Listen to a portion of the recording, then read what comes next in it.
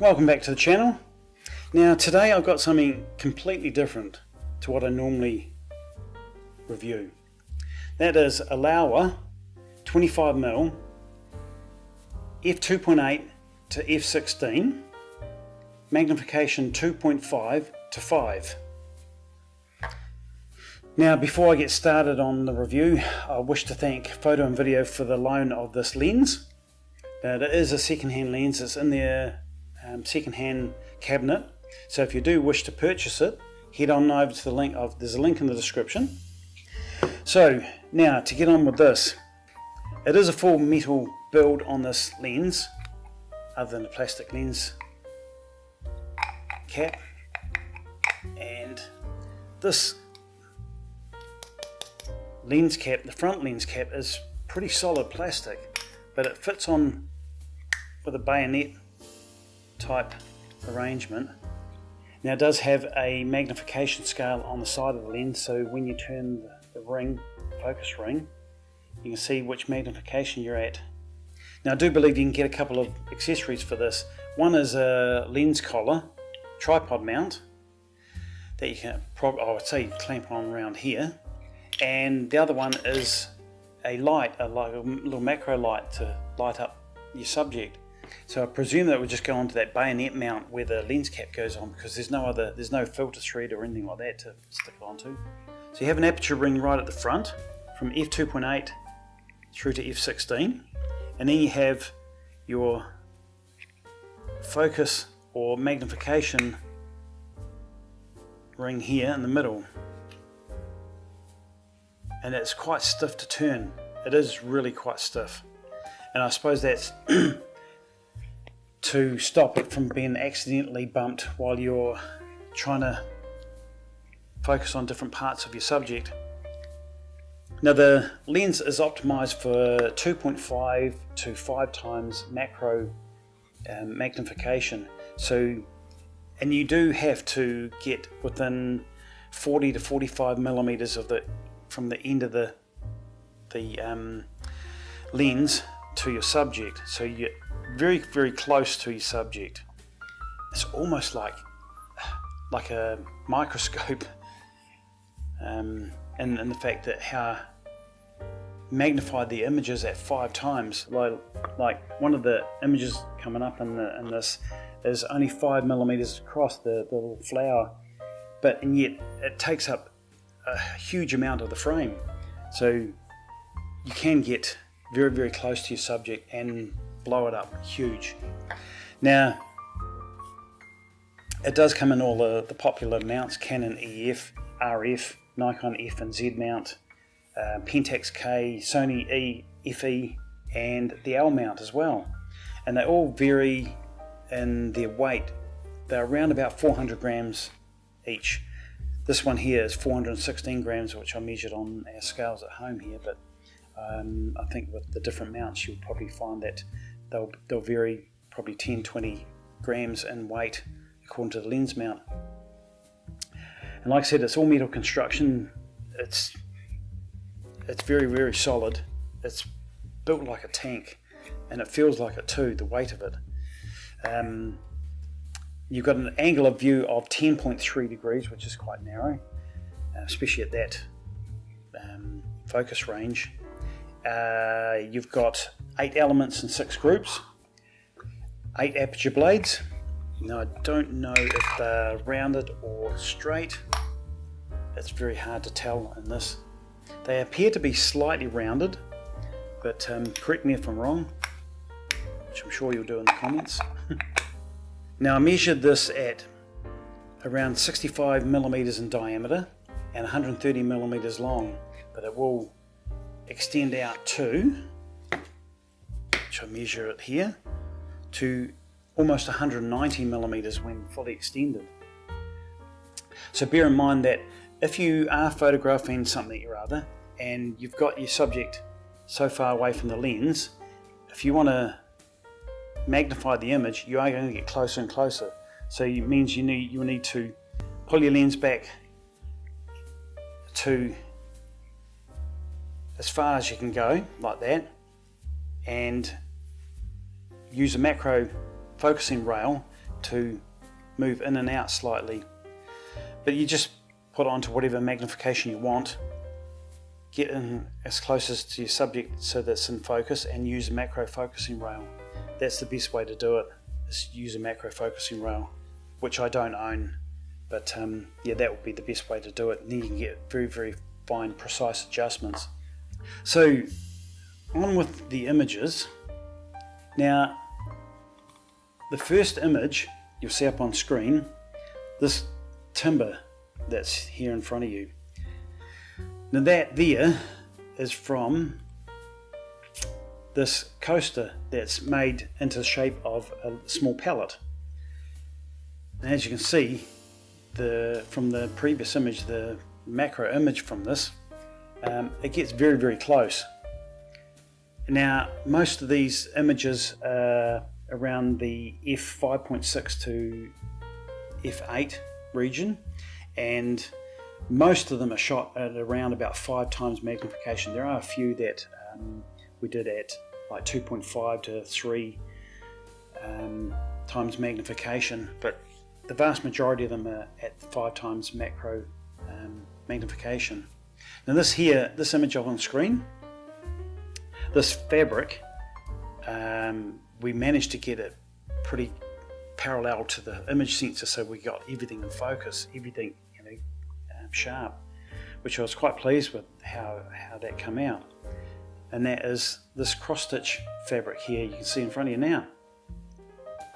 So you can see the level of detail in that previous image, the magnified image from this Laowa lens. It gets very, very close. Now this here is from a tin of sweets that we had, and you can see the lines in the metal, the machining marks from the process when they made the tin. And the next image, that's the tin, and it's a very small slice up the top there that we photographed. That next image, a needle, a sewing needle, and we took the other end of it, the eye of the needle, and you see the little threads sitting on the fabric there, and it's just this little pin cushion with the needle. The one we photographed was the one in the front there.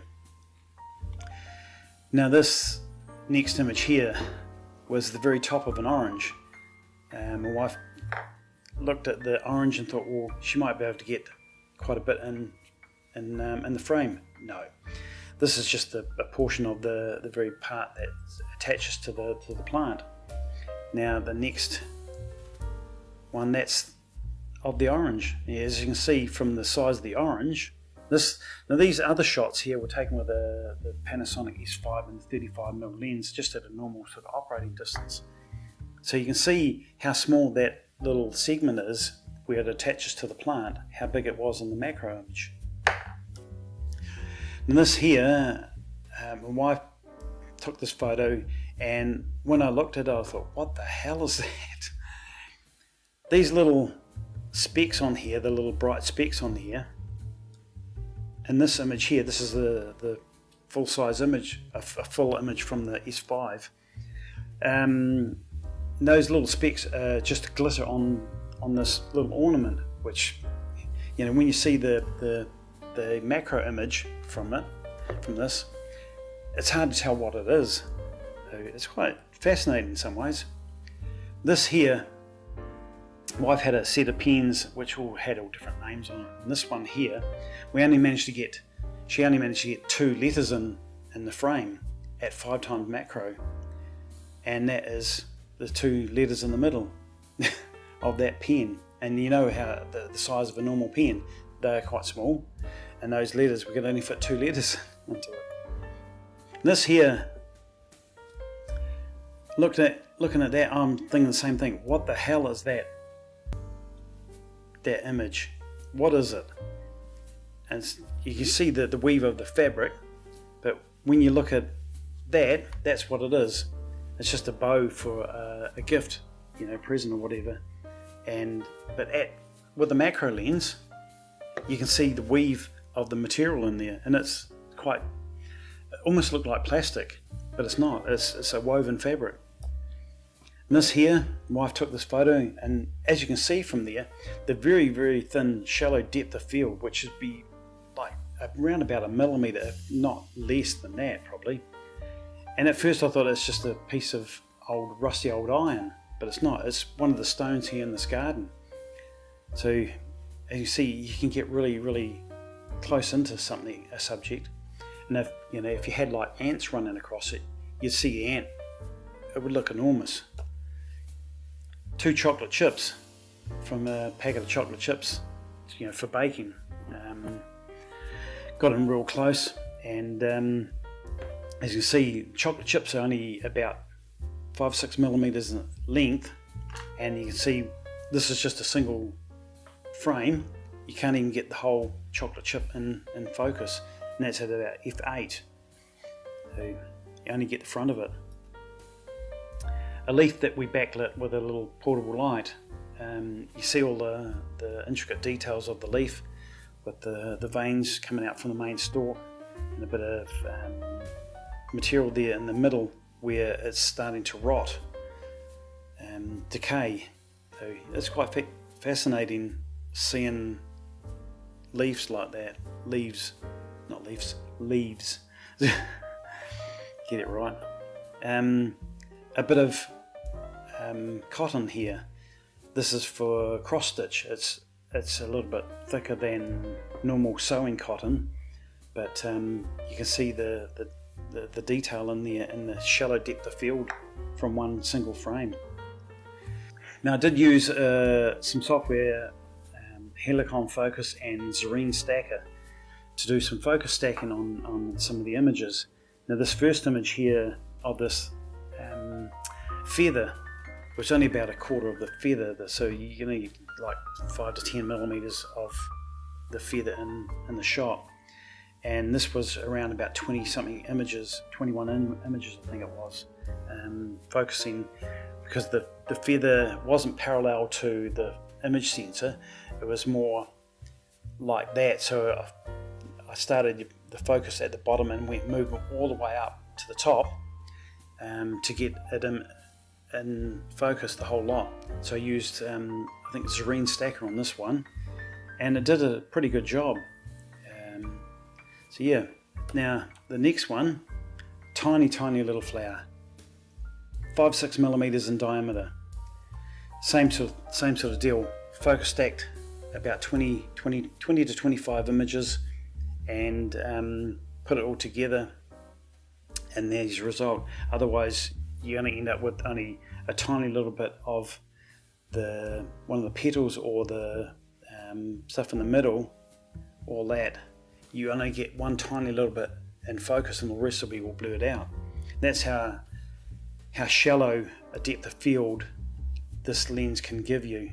So I'll put up on screen one of the images from this focus stack just on this one to show you what I mean. And this is a dandelion head complete with all the little seeds on top of the dandelion, not just one. Again, stacked in Zarine Stacker, and around about 25 to 28 images in this one. And even then, it was very tricky trying to get the focus on every single part all through the focus stack, and I did miss a couple of bits in there. So you can see some bits in there that are a little bit soft in parts of it. It is very time consuming and very tricky to get it, especially when you haven't got a focusing rail. Now this one here, this purple flower was only 5 millimeters across. That's how big that was. So you can see the whole width of the frame is only about 10 millimeters. And that's what the website says, it's best for subjects at around about 10 millimeters or below. So if you've got insects that you want to photograph that are tiny like that, 5 millimeters, 10 millimeters, you're going to get them in frame. Now this one here, right in the very middle of it, I did miss a little bit of one of the slices of focus. So it is a little bit soft right in the very middle of it. But other than that, I think I've nailed focus on pretty much almost all of what I needed to. And that again was about 28 to 30 images focus stacked in Helicon focus. And the little bits of thread you can see down the very bottom in the middle and a bit on the right hand side, never even saw it. Otherwise I would have taken them off. But it's just so small, that flower was so small and the threads were so tiny, I didn't see them. But I think they come out pretty well actually, other than that one little bit of missed focus in the middle. So thank you all very much for watching. I hope you like this review of this very unique macro lens. And yeah, please like and subscribe if you found that video interesting. And post a comment if you want. And yeah, we'll see you again next time. Bye bye.